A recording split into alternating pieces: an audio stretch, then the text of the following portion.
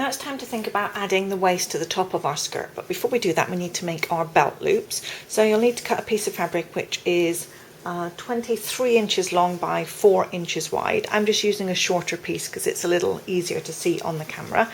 And you fold it in half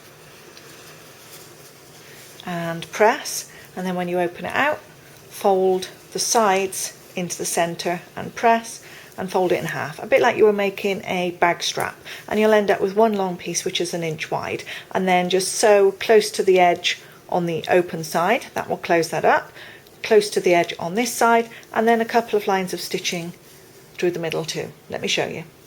So here's what the long strip looks like once it's sewn, and I've cut it into strips. We need 3 strips for the back, and each of our strips is 4.5 inches long, and these are going to be our belt loops at the back. So typically at the back you would have one in the center and then one this kind of area here on either side.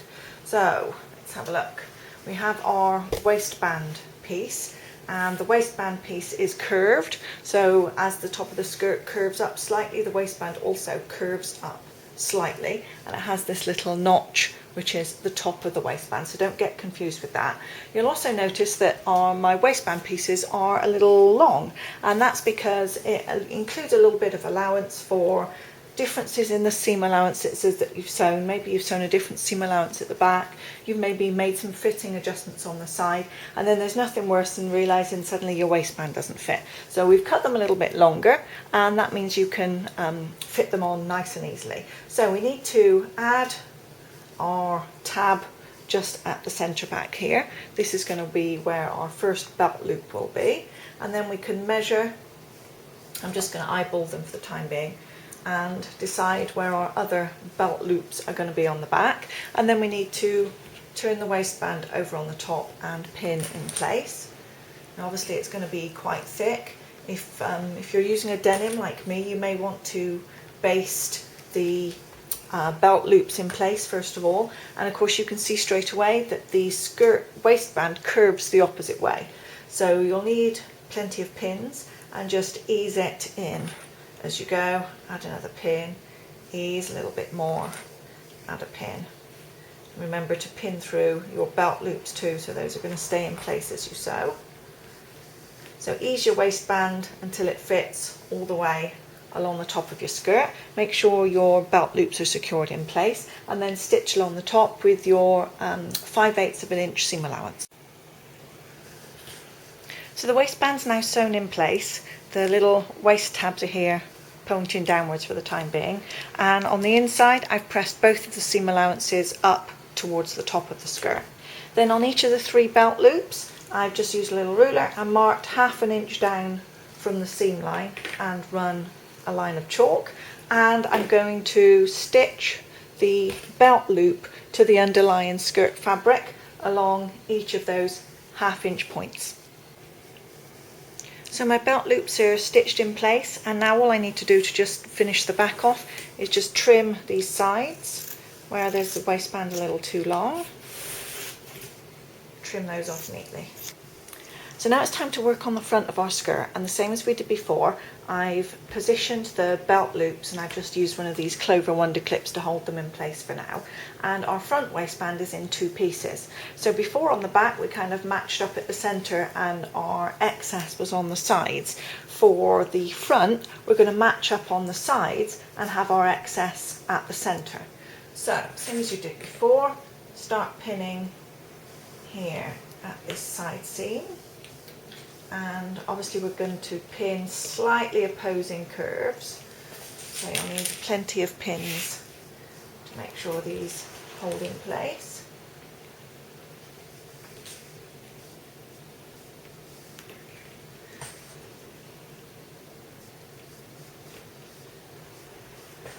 And I'm going to carry on pinning all the way to the end. I'll undo my zipper.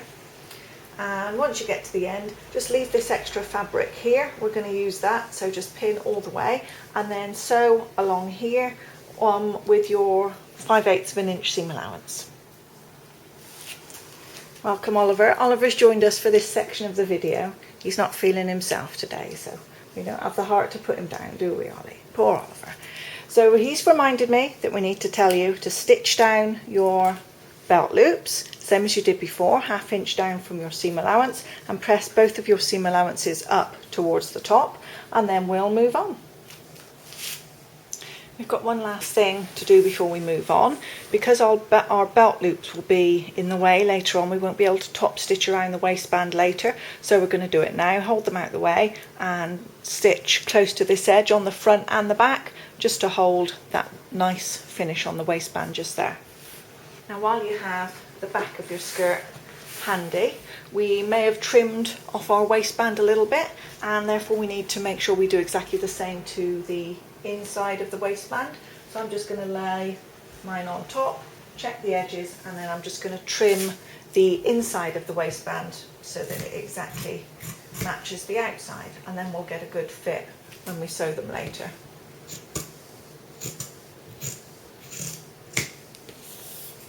There we go, perfect. Now it's time to join the front and back of our skirt together, but because I'm using this heavy denim, I've got quite a lot of layers now, especially around where the pocket is, around the yoke is on the back of the skirt, and I'm thinking I'm going to find it difficult to be able to do that flat felled seam. So I'm going to do a cheater version. I'm going to do a French seam and then sew it down. So I'm actually going to start with my skirt wrong sides together. I know it seems completely counterintuitive and not what we should do. I'm going to just match up and pin the side seams. I'll make sure that our waistband here is matching, and then pin all the way down the side, and then I'll sew my skirt side seams with the wrong sides of the skirt facing, and I'm just going to take a very narrow hem just to make sure that I'm catching the edges, but that's all I need to do. So here's my first side seam. I've sewn it wrong sides together with a very narrow seam allowance, that's just here, and then I've turned it so that the wrong side is out and pressed along the edge of this seam so that it's nice and flat and neat. And now I'm going to take another seam allowance with the right sides together, and also a narrow seam here, wider than before, probably do it around 1/4 inch to make sure that I catch the raw edges that I did from before, and I'll sew the seam again top to bottom with a French seam, and then we'll have a look at how to turn that into a cheater flat felled seam. So now I've got my French seam, all I've done is press that over to one side, and I'll then top stitch exactly the same as I did before and do the 2 lines of stitches. So from the outside it'll look exactly the same, but it just made it a little bit easier on that bulkier seam, especially up around here where the pockets and the yoke come. So just remember, whatever seam finishes you want to do on your skirt are fine, it's your skirt.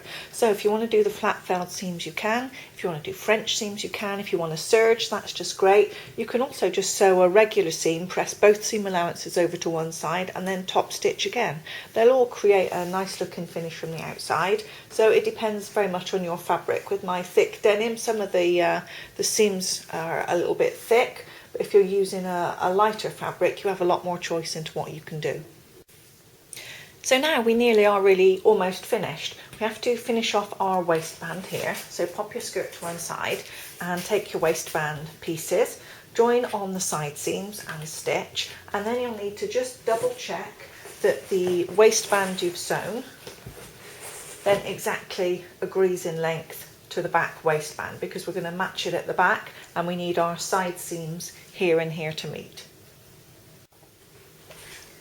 Now it's time to pin our waistband in place, and if you just take a look under here, you can see where I've folded the belt loops up towards the top and they're now sticking out. We have a little bit extra at the top here, and I've pinned those in place. I've pinned the waistband all the way around the top, matching up the side seams on either side of the skirt here with the side of the waistband.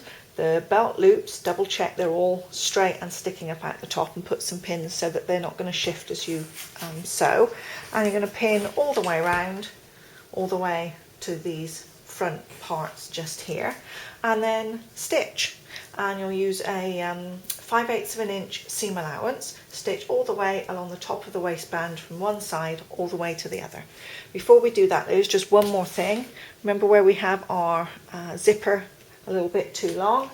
I'm just going to trim those ends off now, and I'll trim them even with our pressed up seam on the inside. And now we're ready to sew the top of the waistband. So now the waistband is sewn on around the top, we can just trim down these tabs a little bit. We won't need quite so much sticking out. And then it's time to have a look at sewing the ends. Now on the front here, this is the front of the skirt where we have the zipper overlap, and as you can see there's quite a straight line here, which is the front of our skirt, the centre front. And I'm going to take the waistband, just fold up the bottom part so that it is level with the piece underneath, and we match that up. And then I'm just going to draw a line which follows this centre line up all the way up through the two pieces of waistband and stitch those two together. Once we've done that, you can turn that inside out, and you'll find it's going to be much better if you can fold the edges and then turn, rather than try and poke them out the other way.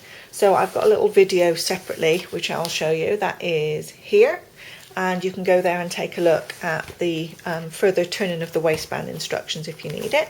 And once you've done that, this is the other side that I've already completed. So on this side I've drawn my line straight up from where the zipper comes and just completed that in the same way. And once you've completed both sides of your waistband, then it's time for us to give it a good press. So you'll turn it over to the inside. And as you can see, I've already made a start on this side. You want to give it a good press so that the top, along the top of the waistband here, is nice and crisp. And then as you turn it in under, you're going to turn under this lower edge so that it meets the double seam allowance that you've got pressed up just here. I like to give mine plenty of pins. I'm going to pin it well, top and bottom, once I've pressed it. And then hand stitch the bottom of the waistband to that double seam allowance, and I'll do that all the way around. It's going to give a much better result, because if you remember, we have the belt loops on the outside, so it's now not going to be possible for us to just run this through the machine because the belt loops will be in the way. So it's necessary to just sew this by hand, but it won't take too long, just the length of your waist.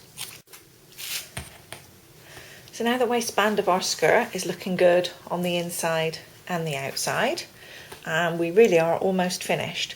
So the next thing to do is to add some kind of closure up at the top. If you like, you can do a button and buttonhole. I like to keep a nice clean smooth finish on the front of mine, so I've just added one of these hooks, and I suppose you call it a hook and eye, similar to what you'd find on trousers. So that's my closure at the front there, and now all we need to do is finish our hem on the skirt.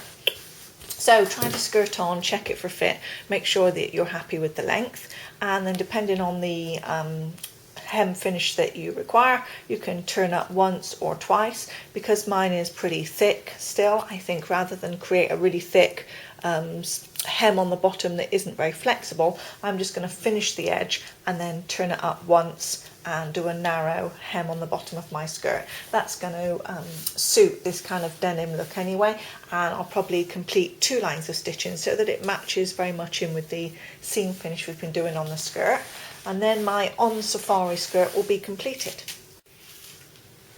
So I've completed 2 nice wide rows of stitching around the bottom of the skirt to hold my hem in place, and now the on safari skirt's completed. I hope you'll enjoy sewing this project. I think it's one of the best patterns yet. It's certainly the kind of skirt that you can wear a lot, and I think you'll really enjoy it. Thank you very much for following along.